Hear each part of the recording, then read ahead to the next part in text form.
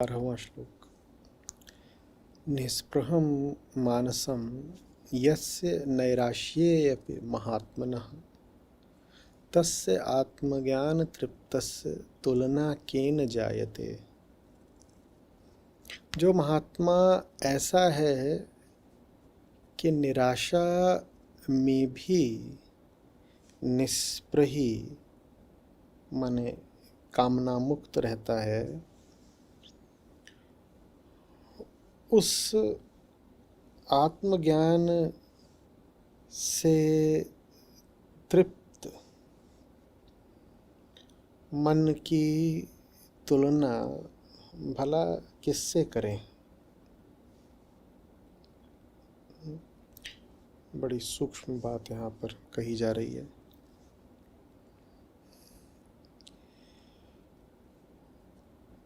ऐसा है वो आत्मज्ञानी महात्मा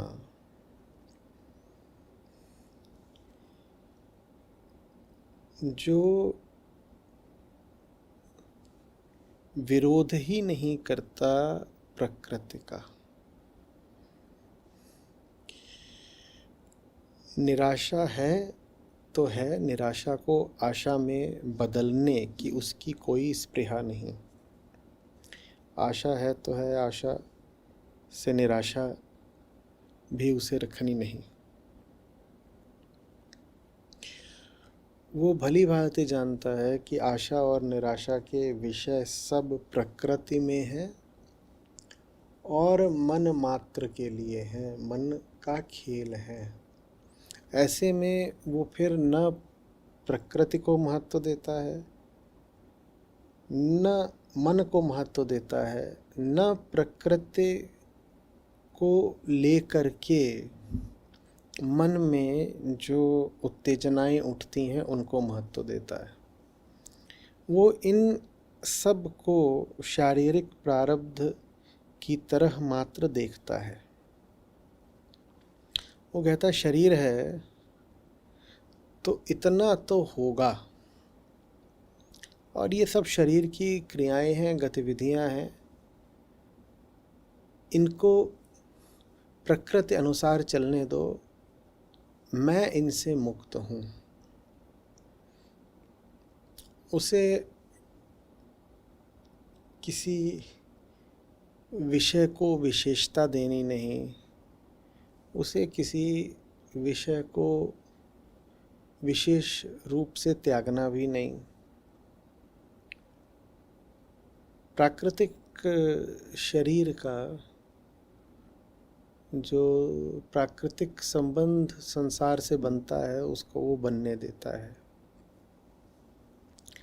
आत्मज्ञान में तृप्त है वो। आशय क्या है? वो जान गया है कि भीतरी प्रकृति की प्रक्रिया क्या है। यही आत्मज्ञान है। अपनी ही वास्तविकता को और अपनी ही आंतरिक प्रक्रियाओं को जान लेना ही आत्मज्ञान है।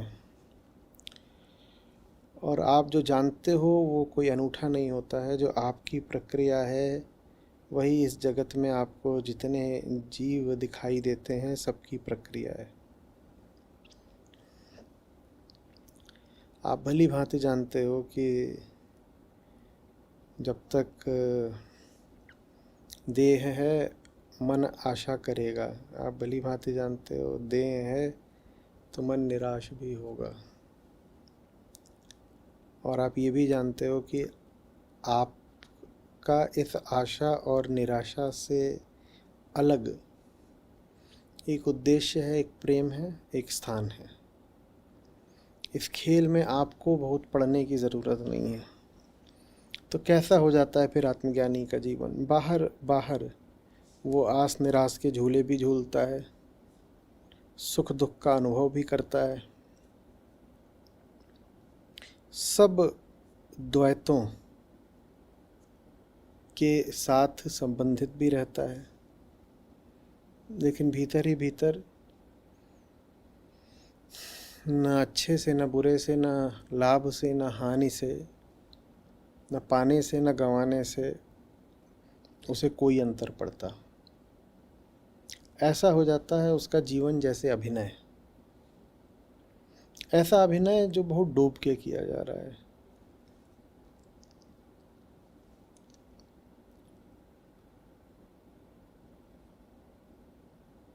लेकिन कहीं ना कहीं अभिनेता को पता है कि अभिनय ही है, अभिनय से आगे का कुछ नहीं है।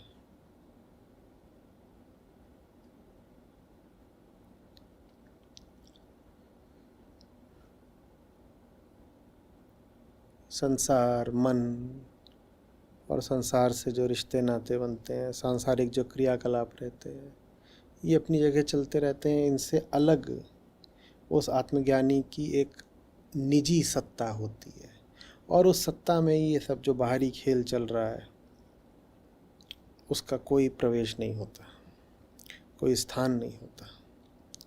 खेल चलता रहता है, वो खेल को चलने देता है, और खेल एक सीमा से आगे बढ़ने भी नहीं पाता, उस सीमा के आगे असीम है। जैसे उसके भीतर अनंत गहराई का एक बिंदु हो जिसे कोई बाहरी खेल स्पर्श न कर सकता हो। जैसे कि वो अपनी गहराई से इतना प्रेम करता हो और इसमें इतनी दृढ़ता से स्थापित हो कि उसको बाहरी खेल को रोकने की कोई आवश्यकता ही न लगती हो। न वो बाहरी खेल को रोकता है, न उसमें लिप्त होता है, न उसे खेल से राग है न द्वेष है। खेल से कोई भी रिश्ता रखने के लिए ये भाव तो रखना पड़ेगा ना कि खेल से कुछ मिल सकता है या कुछ हानि हो सकती है। नहीं, उसके लिए खेल बस खेल है, उससे न कुछ मिलना है न कुछ छूटना है। उसको जो मिलना था वो मिल गया,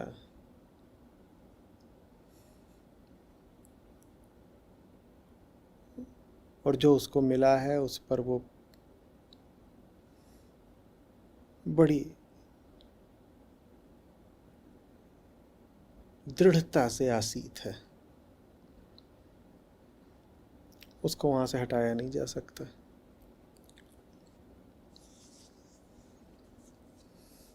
वो निराशा में भी कामना को उठने नहीं देता।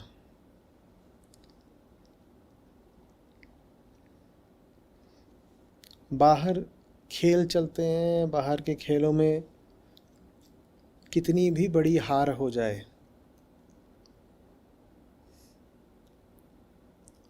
उसको ये कामना नहीं उठती है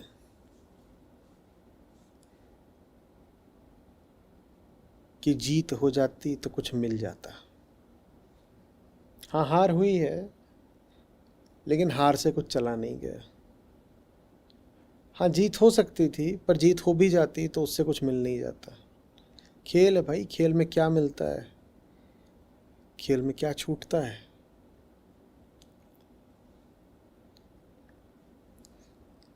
ऐसा होता है वो आत्मज्ञान से तृप्त महात्मा। मूल बात आत्मज्ञान है। आत्मज्ञान होगा तो स्पृहा अपने आप चली जाएगी। स्पृहा माने इच्छा, ईर्ष्या, कामना, तुलना, यही स्पृहा है।